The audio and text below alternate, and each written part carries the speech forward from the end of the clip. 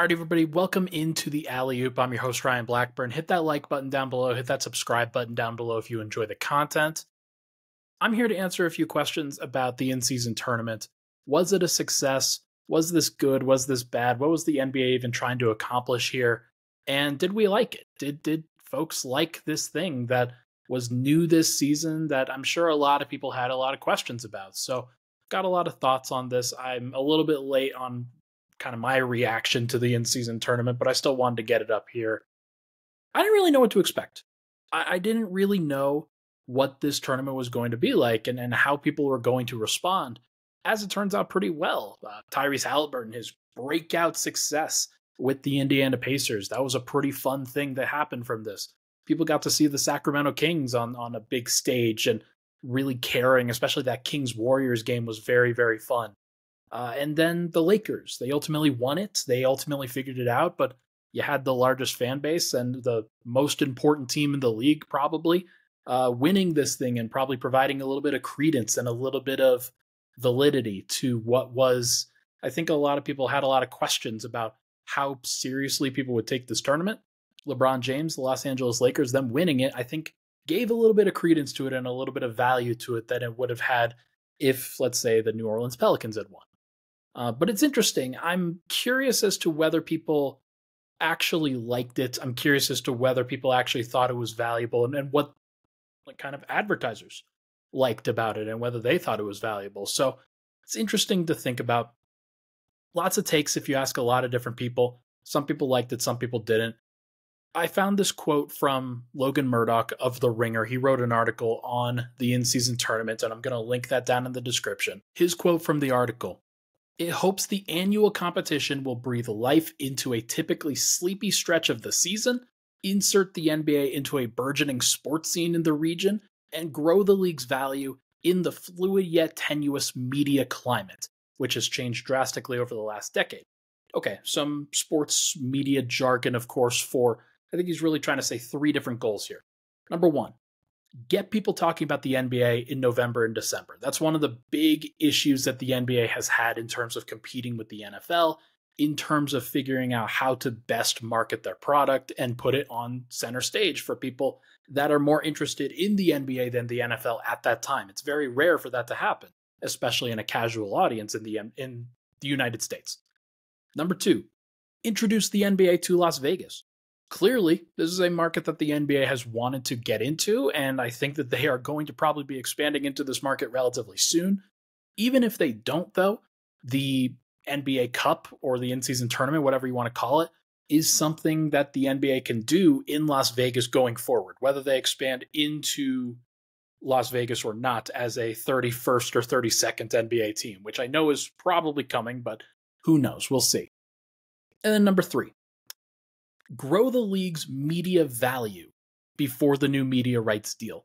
And this is something that kind of gets talked about by people within the league, talked about executives and media folks, and not necessarily about the NBA fan, but it does impact everybody. It impacts, hey, where are you going to watch the games? Who's going to be paying for the games? How many advertisements are you getting? Where are the games coming from? How easily accessible are they? And just what is the manner in which the NBA is trying to release their product? I think it's fascinating. I think it's an interesting concept. And I think that all three of those goals for the NBA, they're good with introducing the in-season tournament. And they went about it in these ways. They made the games in the in-season tournament something that was extra, that it meant more in this way. They wanted to put a competitive incentive and also a monetary incentive. The Lakers each get $500,000. And for some of their players, especially the two-way contract guys and some of the veteran minimum guys, that means a lot. As well as to Darvin Ham, who gets a $500,000 check for himself for coaching the in-season tournament win. That's good. That's a good thing for the NBA, I think. I think that the other thing that they did, changing up the aesthetics, kind of matching the loudness of Vegas with the jerseys, with the courts. Everybody knew that the in-season tournament was on when they turned on their TVs and turned on or went to the arenas and couldn't even see the court because of how loud it was, because of how bright it was in a lot of cases. I know I went to see the Denver Nuggets court. That thing was blue. It was very, very blue. And it was interesting. It was fine. It didn't make the product worse, it just made it different. The other thing that they tried to do, the NBA, with this in-season tournament is creating a thing, just something, some entity that media markets can then advertise. It's something valuable. Like if you are a company, now that you know that the in-season tournament is going to be a thing that happens going forward pretty regularly, it probably should be every year. Every year they should be trying to get this thing to Vegas. This is a thing that these companies can now say, hey, we sponsored the in-season tournament. It is another entity that the NBA has created value for in this new media market ahead of this deal that they're trying to do. Now, the games themselves in practice, it's a bit confusing.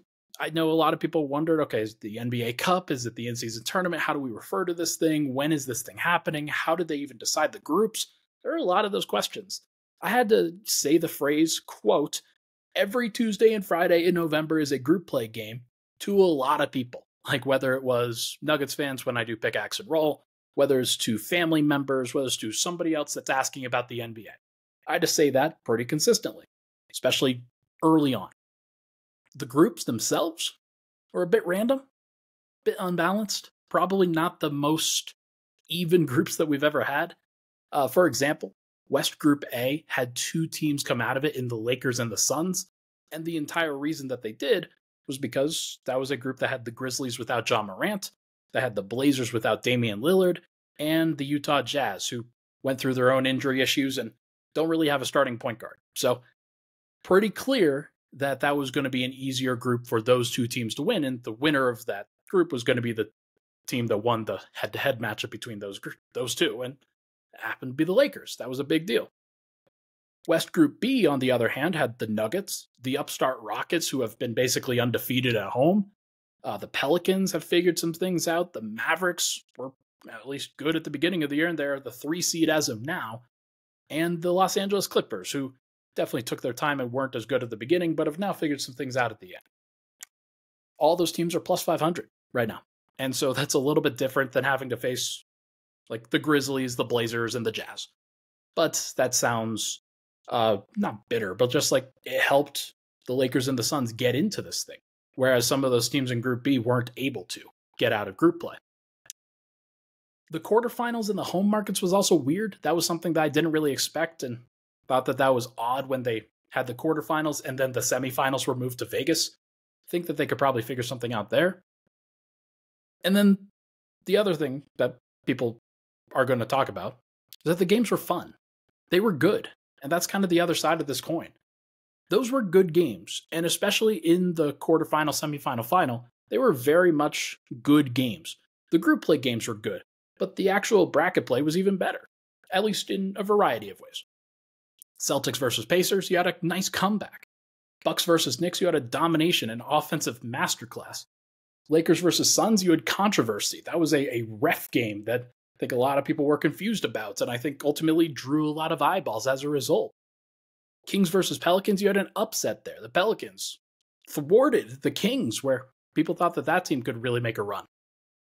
Pacers versus Bucks, you have a star being born on the big stage with Tyrese Haliburton. He was maybe the MVP of the entire tournament if it weren't for LeBron James and his performance against the Pelicans, where that was a throttling of a game. The Lakers just dominated that one, and LeBron, as good as he's ever been in his age 21 season, or not age 21, his 21st NBA season at like age 38, 39. It's insane. And then Lakers versus Pelicans, you had the upstart Pelicans Lakers versus Pacers, excuse me. You had the Lakers, the veteran team, versus the Pacers, the young up-and-coming team. Lakers, the veteran team, they kind of take it. They just get it done. I was pretty impressed with the way that the Lakers handled themselves in this. They had great proof of practice here. They earned that win. They deserved to win the in-season tournament. They took it seriously. LeBron James, Anthony Davis, Austin Reeves, they took it seriously, and they got it done. They made it happen. It was very impressive what they did. Did the league accomplish what they wanted to? Well, Ben Cafardo of ESPN, he put out there that the IST championship between the Lakers and Pacers was the most watched regular season game of the last 6 years. So that seems pretty impressive. It was like 4.5 million, something like that. This doesn't really match NFL's big premier games. and probably because it's so new, because it's not necessarily something that people are going out of the way to see all the time. But it was definitely something that people tuned into, that people cared about, and that's a good sign. Now, did it help that the Lakers were in there and their fan base was in there? Absolutely. Would it be the same if it was Pacers versus Kings? Probably not. But that's okay, because I think we actually saw something that people would be interested in. They'd be interested if you had a De'Aaron Fox versus Tyrese Haliburton, a Haliburton versus Domantas Sabonis kind of matchup where those guys traded for each other a couple of years ago. Now they're facing each other in not an exhibition, but like a game that does matter, a game for $500K apiece, and the rights to the first banner of the in-season championship. And I think that was interesting. It's at least a interesting thing to talk about. We all know that the NBA kind of like, it goes through its phases where it cares about the product on the court versus caring about the media ratings versus caring about like what is actually like driving ratings right now. And we will know a lot more, at least when the new media deal is signed. That is going to change a lot of things. Is Turner Sports, where they were simulcasting between TNT and True TV on this particular game and these particular bracket games, is this going to be something where they're going to be at the forefront of signing a new deal? Are they happy with how the NBA has performed on their markets? Will NBC and other networks try to swoop in? Is streaming like Disney and Amazon, are these streams going to be more impactful within the NBA landscape? All of these things actually have tangible effects, and I think the in-season tournament is something that's going to have a tangible impact when it comes to some of these conversations. Because these companies are going to be able to look at that as something that they can market themselves and have exclusive rights to, and think, okay, we're going to have all these folks, all these new fans and casual fans and interested parties. They're going to be tuning into our product and they're going to like what they see. At least that's the hope. That's the dream. Everything's also going to be affected by local media deals where Bally Sports is bankrupt right now and local media rights are kind of horrible around the NBA right now. That's going to be impacted in a lot of different ways. The NBA in general is at a crossroads right now with their media deal. And this was a good step. This was a nice step. It wasn't the only step. Was it the best step? I don't know. But it is a kind of an olive branch to some of these other media deals and these other media conglomerates, where they can basically say, okay, we can advertise this thing. We can put this into the media rights deal. We can make a whole bunch of money as a result. That's the goal. That's the dream. I think that the NBA can improve this product, and there could be some kind of tampering and like figuring some stuff out of how they can best improve this product to a degree. The first thing I think they should do, improve the courts and the jerseys. Too many of those combos were just too bad. This was not good enough from the NBA, from Nike, from everybody involved in terms of the presentation there. I understand what they were trying to go for, but some of the combinations that they had were just bad. Number two, I think you got to standardize the group play, either by keeping the same divisions or by keeping the same groups as this year. Like where the Nuggets, for example, the team that I cover, they had the Rockets, the Clippers, the Mavericks, and the Pelicans in their division, or in their group. You either go to that or you go back to where the Nuggets are playing the other teams from the Northwest Division. And that's just how you standardize things. Maybe that'll work. Maybe it won't. I hope the NBA doesn't try to randomize this again. That doesn't seem like the right call. How this changes, by the way, when the NBA adds a 31st and a 32nd NBA team into their league, that's going to be fascinating. They're going to have to change up the format because the way that they've got this now, it won't really work if you have uneven pools. Number three, I would put the quarterfinals in Vegas as well. I would try to allow fans for more time to plan an actual trip, and I would standardize 1 week of the NBA calendar as Vegas Cup week or something like that, where that would have the 2 Eastern quarterfinal games on Monday. Oh, not sure what that was for. 2 Eastern quarterfinal games on Monday. You have 2 West games on Tuesday. You have you've got the East and West semis on Thursday, and then you've got the IST championship on Saturday. You have all 4 of those days kind of taken up on Vegas, and then Wednesday and Friday, the rest of the NBA plays, and then Sunday is the off day, like it was this week, but you just kind of normalize it so that everything is put into Vegas. That, I think, is the best way to do it. I thought it was good that the Lakers won, like I said. I thought it was good that they celebrated. I thought it was good that they're going to hang a banner. I don't think that there's no reason to not hang a banner for this thing, because if you want this thing to matter, then you should put up some sort of memorabilia that it existed. And I think the teams should be trying to accept that. They should be trying to add some legitimacy to things, because it's cool to care. Like, it's not the worst thing in the world to have something else other than the NBA finals that you care about within a season. Like, you're allowed to care about being an all-star if you're a player. You're allowed to care about being an MVP. You should be allowed to care about winning the in-season tournament. Like, that's okay. It may not mean as much, but it might mean something to a degree to some people. And getting to see the Lakers kind of celebrate that, I think it should stamp it home for everybody that this is something that should be cared about. It should be legitimate. And to me, that's a good sign for things to come for the NBA. I don't know what's going to happen. I don't know how they're going to approach it going forward, but I do think that there is some legitimacy here. I think the in-season tournament was good. I think there are ways that they could make it better. And I think that they should be trying to push that forward within the NBA media deal.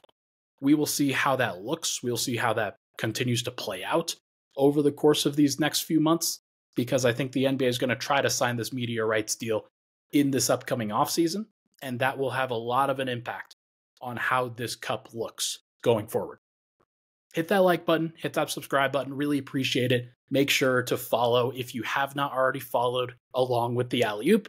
This week on the Alley-Oop is Northwest Division Week.